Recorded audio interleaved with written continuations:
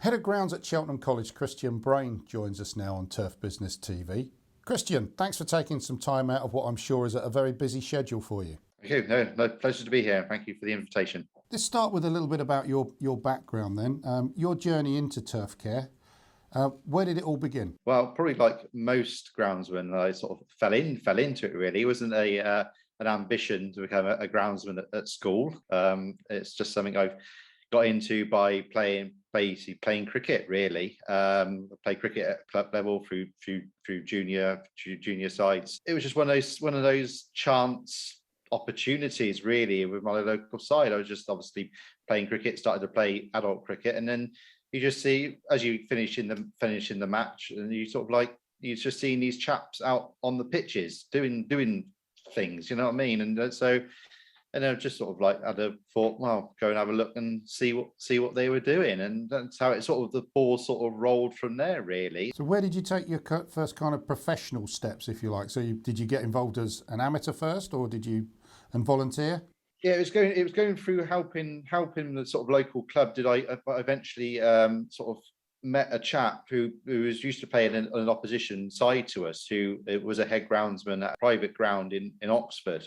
So I'm originally from Oxfordshire, and as he was looking for a new assistant to help him out on his ground, and he knew that I was sort of helping out at a local club, and he sort of just sort of asked whether I'd be interested, because by that time I'd sort of like was just about sort of leaving school, didn't really know what I wanted to do.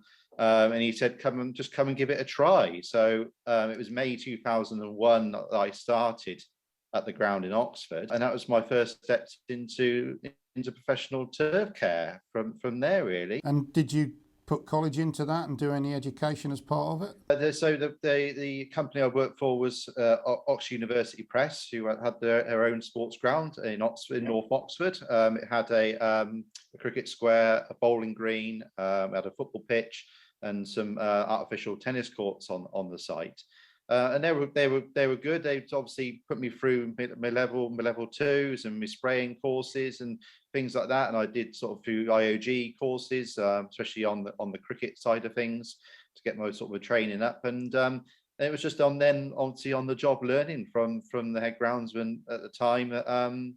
I sort of learnt my training and just went from there. And what was the next step, Christian? From there, I decided then to, if I was going to make a sort of career from groundsmanship, I needed to sort of look and move on and decide what I really wanted to do. And a job came up at the time when I was looking then at Radley College. So I joined Radley College after a few years at OUP. It was there then at Radley did I really get the taste of groundsmanship, and I wanted to be in groundsmanship long term. And at Radley, I really enjoyed my time at Radley. I worked under Adam King, who I believe is one of the best groundsmen around, and I learned so much from him. And the team there was fantastic, and I really enjoyed it. And having the aspect then of going on to Radley, where everything was sort of so pristine, it was high level. It had everything there with the cricket. You had the rugby, you had some of the golf that I'd never really done before as well. So it really sort of like extended my knowledge and my range of what we could potentially do. So going to Radley sort of like really whet my appetite to go on and sort of hopefully be a head groundsman in the future. So at Radley, how long were you there, and what were you kind of looking after in the main? Was it one particular surface? Yeah, I was so I was Radley for around about three years, mainly on the first team cricket, because that's my background was sort of cricket. So Adam sort of put me onto their first team cricket mainly there. And then there was obviously loads of other jobs to do as well as that. And then through the winter, I was mainly on the sports turf side. So that was then rugby and a bit of grass hockey at the time, football, and then it was very occasionally did I cross over onto the golf course, which I enjoyed. It was did something different to look after, and different broaden my knowledge and my range really. Oh, so. Yeah. That was my time at Radley, and I really enjoyed it there at the time. And so Radley, and your next stop, Christian? So from there, I went to Coatfort School. Again, is just outside Whitney. It's a smaller school, but it was a deputy's sort of position. So it was a bit of a wrench to leave Radley at the time, but I knew that it was time to sort of move on and sort of branch out and try and do, like you say, do that next step. So I went to Coathorpe there, and sort of did again 2 or 3 years, and with Simon there at Coathorpe. But no, it's nice to then sort of like learn more about managing people, and sort of then deciding what jobs you should do rather than being told what sort of to do. That makes sense. So I took the plunge into that, and again, it was a useful experience. And was the next step then to head? No, not necessarily. I decided to leave Coathorpe and go to a Cheltenham College just inside Gloucestershire, which didn't work out for me there. I was only there a few months. It was just the job wasn't really what I was sold. It didn't really work out there, so I decided to leave there quite shortly after I started. It's one of those life experiences.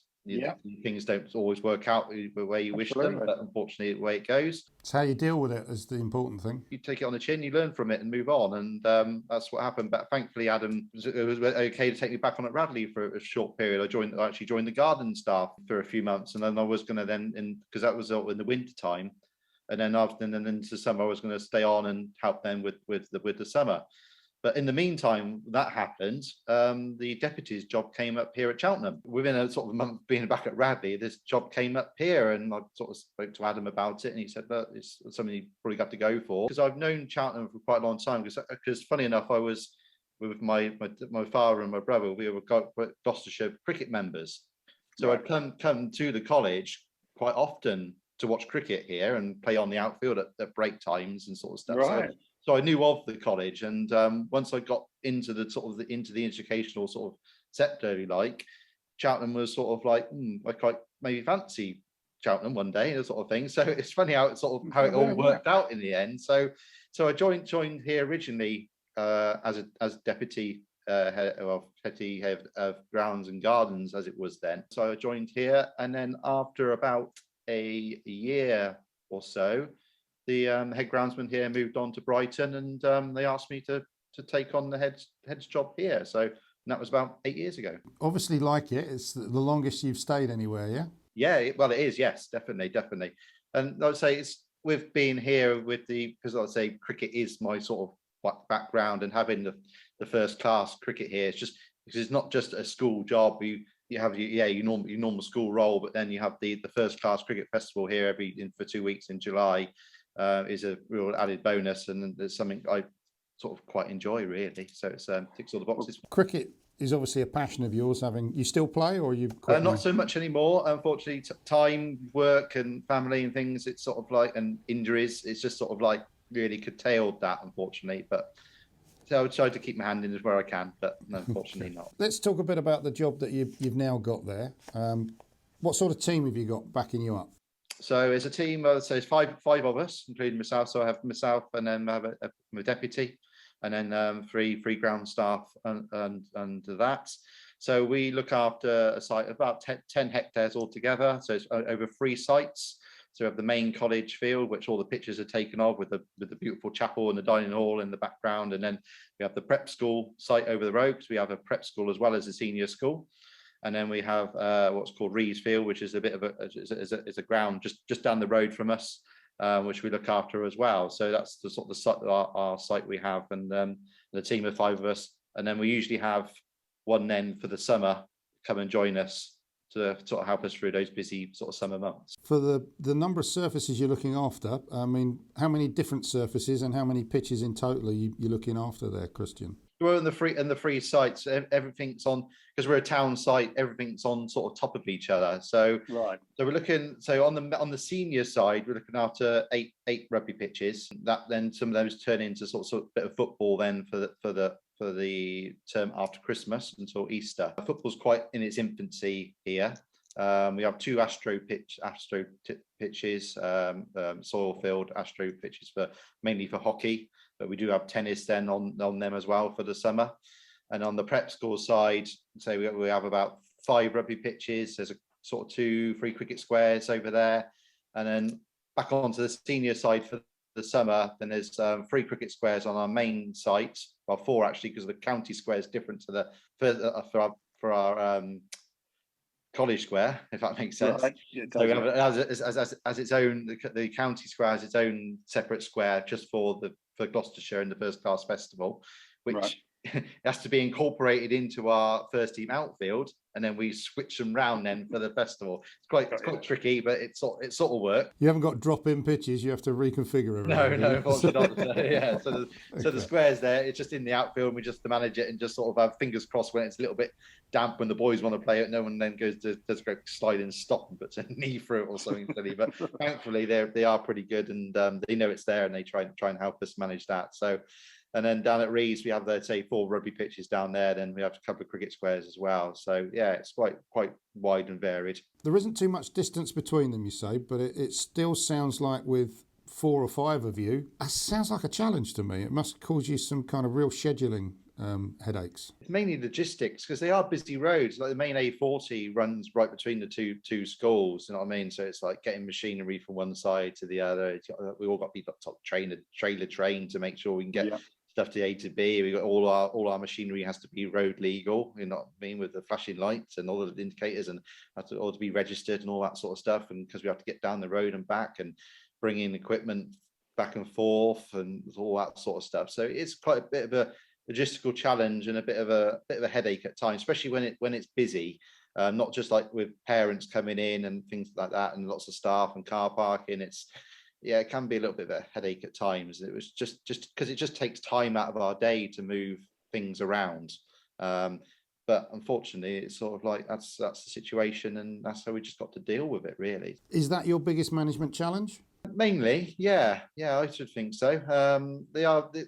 The school are pretty good. They know the situation and how it is and things like that. So it's it's pretty much nailed on the head, really. That's the main real issues. And in terms of the surfaces you're looking after, it's quite clear cricket might be your passion, and that's probably particularly with the first class cricket going on there. Would that be the most challenging surface you're looking after because of that first class action that goes on? Yeah, definitely. I think with cricket, it's very, very different to anything else on turf. It's you're basically doing everything you shouldn't really do to turf, and you're hammering it with rollers, you're cutting it all off. So it's so cricket, I think, is my opinion, probably others would disagree, is probably the hardest medium in groundsmanship to get right. Because it can easily go quite wrong, especially in first class cricket as well. Everything has to be on the ball, because any little mistake, any little problem can be highlighted and jumped upon. Well, you get pitch inspectors come along as well, don't you? Well, we do, yeah. So even like every match we have here at the festival has a match manager, and then they liaise with us and the umpires and the coach and staff. Make sure everything's okay. You know what I mean, and make sure everyone's happy. At the end of the game, they would mark the pitch to what they think how it's played. And that gets then sent to the ECB. We would say my time, we've never really had anybody officially come in and check the pitches, sort of in Andy McKay's new role, anything like that, or Chris Woods in the past. So we've always been pretty good, and everything's gone pretty well here. So the last sort of 4 or 5 years, I've either won the Outground Award or been runners up. So we are doing something right. And then I'd say the last 6 championship matches we've hosted here have all gone into the last day with a positive result, and that's something I'm actually very proud of. Hopefully that will continue. Obviously not, because sometimes things don't quite go to plan, but that's what you aim for, especially sort of like trying to make attractive, entertaining cricket with a positive result. And if it goes into 4 days, that's fantastic, and that brings the crowds in, and people enjoy their cricket and they come here, and it's also a bonus for Gloucestershire, obviously money wise as well. Well, it's the one sport I think that a groundsman can have a huge impact on the entire match, the result and the revenue, because if it kind of ends up that everybody gets knocked over in 2 days, you haven't got revenue for the next couple, have you? So definitely so. That's right, definitely. Certainly no takings at the bar, even if you're not if you've sold the tickets. But yeah. So does that come with added pressure in terms of the scrutiny that maybe you're getting from local media, national media? Yes, but I see it as pleasure, not pressure. Really, yeah, things do go wrong, and they have gone wrong. It's just sometimes these things are out of your control. You just do what best you can with the weather, and things happen, best you can. You try and mitigate any problems. You try and sort of thing is, but of course, there's huge butterflies. There's some sleepless nights during the festival. You think that it's hammering down with rain or something's not got right. And there's a few murmurings in the crowd or something you've said, and sort of you take it to heart a little bit, but it's all part of the course, really. And if you didn't be able to manage that, then you shouldn't probably really be doing the role. People are quick to criticize and very slow to praise, but that's just probably part of the course. Unfortunately, it's something you just have to deal with. I think when it gets me is when it's people that don't understand what is involved and they make a criticism purely and simply based on what they're looking at without any appreciation of the background as to why something might be happening, not appreciating that you're battling Mother Nature. It's not just like applying a coat of paint that does the same thing most of the time. Yeah, you're trying to deliver something that's a scientific process that is trying to get to a standard that doesn't just have to look pretty, but has to do a job for a sports match. Yeah, that's right. If you're getting the criticism from your peers, I think that's one thing. But I think in the main, most of the guys out there are pretty supportive of one another. You all understand. But when it's the general public, I think somehow we need to get across to them that this is what's happening. That's a whole different conversation. And I think with your sector, in terms of the education sector, the school sector, public schools in particular, the sports facilities and how the grounds look are a huge selling point, aren't they? And I guess that comes with another set of pressures and advantages, I'm sure, because I guess when you're going to, would you be going to the Bursa for budgets and things like that, and you're making your case to the governors? Can that help you get a bit more in terms of budget, or do you feel you're as under much pressure as most people in the rest of the wider industry? Sure. So my line manages the estates Bursa, so I come under the estates. So that's how it works. Well, going back to the presentation side of it, I'd say with our sites here being in a town, obviously our main college field is probably the shop window of the college, because we have thousands of people pass the college every day. Like I said, it's the main A40 coming through here. It's people coming through all the time. And when you're driving through, the first thing you see at the college are the grounds before you see the buildings. And having them looking good all year round is obviously something I sort of try and pride myself in trying to do, and make sure everything looks spot on all year, if obviously it can. So again, as a selling point to college, and if that potentially drags people in to come and have a look round, the potential students, then fantastic. It's not something that's ever really been said to me to make sure that it all looks great. I think we just do it anyway. People just assume it sort of happens, and it's done. Money and budgets wise, I get given my annual budget. Again, that's me going in and saying, look, we need stuff to do, need money for this or that and the other, to make sure that we keep it to that standard. Is something I press upon, but whether that is putting pressure on the college to give me more money, I don't get that. People don't sort of say that to me, like you say, you should have that. Okay. We're giving the money, and we just make sure the best of what we can do with that money. It's an unspoken understanding. A bit like that, a little bit, yes, yeah. When you're pitching for your budgets and you're managing your staff, you obviously got to a point now where you're able to do that. What support did you get, if any, in terms of learning how to do that? Or is it pretty much line managers have helped you and self-support? Did you go off on any kind of management training courses, or how to construct a budget, that kind of thing? I did a couple of days with Frank Newbury with his essential management skills course.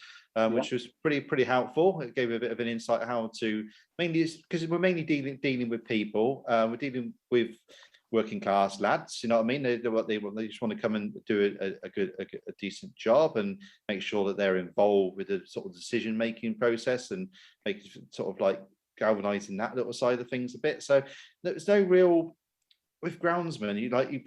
You're going from just doing the job then to suddenly having to like manage people, manage budgets and so forth, so forth. So I don't see there's any real proper any tools out there to sort of help groundsmen do that. It's just something that if you want to do it, you just do it, and just then just do it on the job.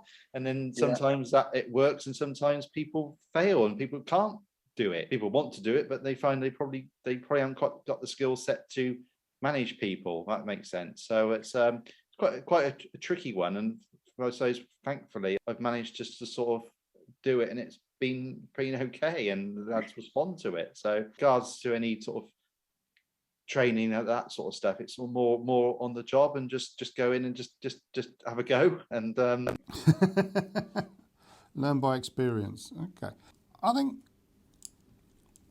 one of the issues that's certainly out there at the moment and crops up a lot in conversations is retaining staff and attracting staff.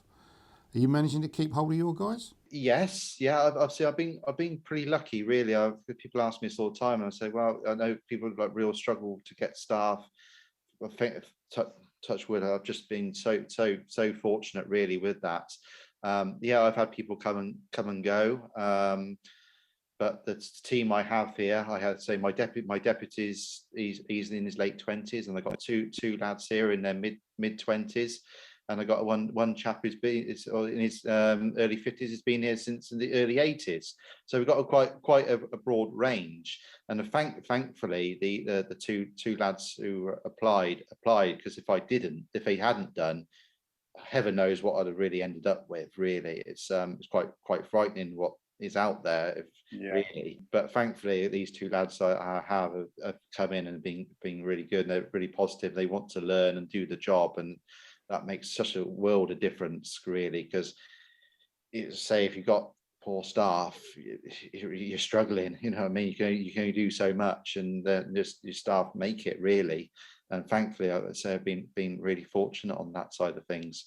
I had one chap leave last January. He decided he's a good groundsman, but he was never ever really going to step up into the management level to earn decent money, and he decided then to go off and be a lorry driver. You can understand it, and it's unfortunate that there is this sort of ceiling, really, in groundsmanship, that obviously assistant groundsmen get to a point where the money doesn't really help them support families and buy houses and things like that to get on in life. They have to try and get into management, but not these people can actually do it, and also the jobs aren't always out there. So he decided to go and do that, and you understand it, but it's just an unfortunate situation where we are with things at the moment.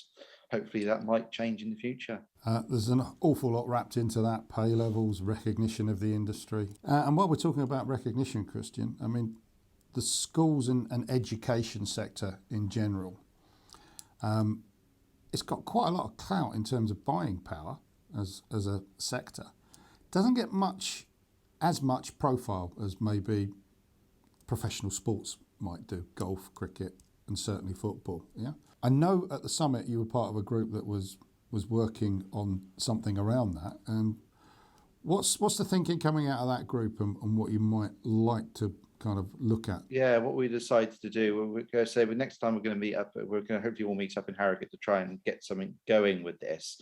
Is to try and make a sort of like a support network, like support network with the schools grounds, so sort of an association, if you like, to try and set something up where we can like have sort of seminars or training days, where if we could maybe do it regionally rather than something sort of nationally. But if we can get a few schools together, we're trying to like help ground sort of normal ground staff, meet each other, because unless we go to sort of Soltex or things like that, we don't really bump into each other very often, or unless there's a training day which they happen to be at. So we're going to try and get something going along those lines, and have a sort of support network for them, and also tie into that with like your local schools, like your smaller schools within the Gloucestershire area, trying to pull them in as well into that. So like a lot of schools maybe have like a a groundsman on his own sort of thing, trying to do the job, and he's like a part-time caretaker as well, and he's then going to mark the pitches or something along those lines. And if we can maybe pull them in as well and like bring them along to some sort of like some sort of talks and seminars, some sort of like informal training, just so they can sort of like see what can be done with a little bit of knowledge. Make his life a bit easier and improve his output. Yeah, that's right. Yeah, and it's a win-win for everything as well, isn't it? Yeah. So it's and then that can then lead on to maybe into the club environment as well in the local area, with the like a rugby club or a cricket club or football. You know what I mean? That the people who are looking after these sort of services can sort of tie into that as well. So that's the main thing we came out with from the summit. So we're going to try and get that rolling. You know, it's time to try and get together, you know what I mean, to get these things off the ground, but we will try and endeavour to try and get something going shortly with that. I've been speaking to Lee Marshall say, and we fully support you on that as much as we can. So yeah, let's keep the conversation going, and we wish you well with that one. It's great to see something actionable coming out of the Turf Business Summit. I mean, you spent 3 days with us at the Belfry. What else did you feel were the real takeaways from this year's event? Again, it was just nice to be with groundsmen again after what's been going on, and it's just nice to have the conversations flowing and how people have dealt with the COVID issues and different schools and what have happened, also within the professional sector as well. So that was great. And it was obviously Carl Stanley's talk on the mental health issues was brilliant, really, and it's something that's not really been talked about too much within our industry. But having those guys coming out and saying that we're all in the same boat at the end of the day, we all have our problems to deal with, and I mean, having that support coming out was great to hear. So mainly that those sort of things was what I took part with most from the summit. But everything was seemed really positive. You know what I mean? We're all in it together. We're all trying to make the industry better. I know there's only a certain amount we can actually physically do without support from governments and above to try and make things better for us. But we keep, like you say, we keep the conversations going. We keep persevering. We're trying to do our best we can and keep pushing things forward. So it's thankfully it's all good and hopefully positive, and we'll keep going with that. Well, we certainly seem to have 2 or 3 really strong initiatives now that are coming from our initiative, if you like, the summit, and that's down to you guys that are in the room, because you know we just put you in a room together and kind of not quite say get on with it. We give you a bit of structure, but you say it's down to you. You know, what do you want to look at, and hopefully we can continue to do that for a few years to come, and we're certainly planning on next year's. So, and we look forward to seeing what comes out of the group that you've been working on. In terms of where the industry's going, how much do you think automation and technology is going to help raise the standards rather than just cut the costs? I think, yeah, like I say, it's like electrification of things, and it's going to be the future. We all know that, and working practices are probably going to change. Again, it's obviously with staffing levels as well. It's sort of like if anything is going to help us do the job and be more efficient, then we're all for it. It's obviously the new management tools coming online to help us be better and manage our time more efficiently as well. So things like that were out there to help ground staff do the job hopefully better, then I'm all for it. And again, things will come down to cost and what we can physically afford, but we'd take anything out there to help us, then we're all for it. We do have a look at it, and if it's for us, then we'll definitely sort of look at going down that road. So yeah, that's the way it's going, and we've got to keep going with it. Have you looked at any of the robotic mowers or line markers, for instance, in terms of for your facility? Yeah, we've had the turf tanking and had a look at that. Again, it's all down to cost. It's the biggest problems at the moment, but I feel with something like that eventually would help us here, because we have quite a lot, especially in the rugby term here, lots of pitches to mark, and something like that we can then use to then free up time to go and do other jobs for the lads, that will work. Automated mowers, I haven't really looked at doing that at the moment. We've looked down at the electrical range of the machinery. Again, it all comes down to the costs at the moment, and unfortunately, it's just not quite in our budget at the moment. But in the future, we feel that is the way it's going to go. Again, with vehicles as well. Again, looking at like electrifying the buggies rather than moving away from diesel. Don't think that electric tractors are there yet, but again, that's something that will come along sometime in the future. There was one or two at Saltex. I don't. Did you make it to Saltex? I did go to Saltex. I went walked around on Wednesday. I didn't remember seeing. I must miss those, unfortunately. But yeah, it's something. If there's something out there that might be beneficial to us, then we'll certainly look and get them in a demo and have a look, and then at least we know it's there and where we are with things. Just looking back at automation, Christian, is your view, as I know a number of groundsmen hold, that really automation should be there to enable you to get the more skilled stuff done by the skilled manpower, rather than just cut manpower and costs? Definitely, for me at the moment, yeah, I don't want to see people unemployed because of automation. Yeah, I think if we can work it that whatever we do eventually get in the future helps us, and we can then justify the cost of having something automated like I said, like the turf tank line mark or whatever. Then obviously the lads, and then that freeing them up to go and do other things, rather than me going to say, like, well, we've got this in now, we don't really need you anymore. I don't want to be going down that route, really. It's really, it's a difficult line to tread. It is, yeah, and it's something obviously we're talking about trying to involve younger people into the industry and move on and all things like that. And we don't want to start sitting around and saying, oh, it's going to be one in the future. There's going to be one groundsman sat in an office tapping at things and sending mowers off and sending line markers off, doing it itself.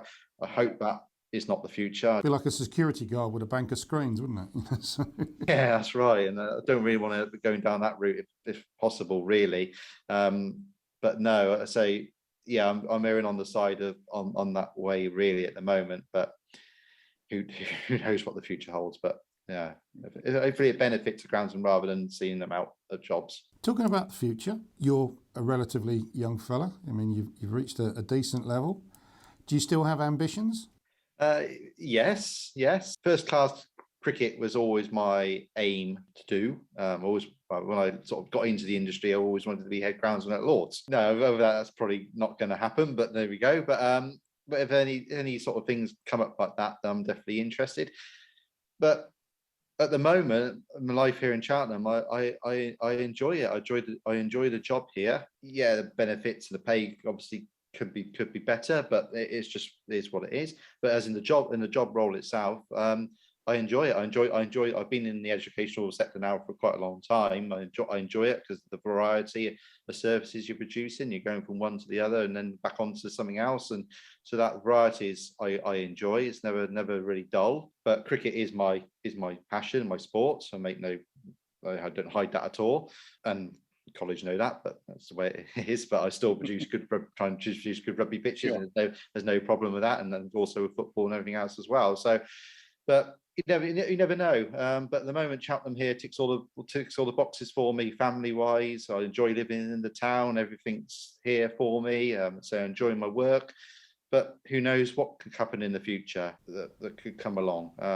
You never say never. Yeah, at the moment, things are pretty good here, and I've got no reason really to force myself onto another move really at the moment. Christian, it's been great talking to you. It's always good to catch up with you and see you.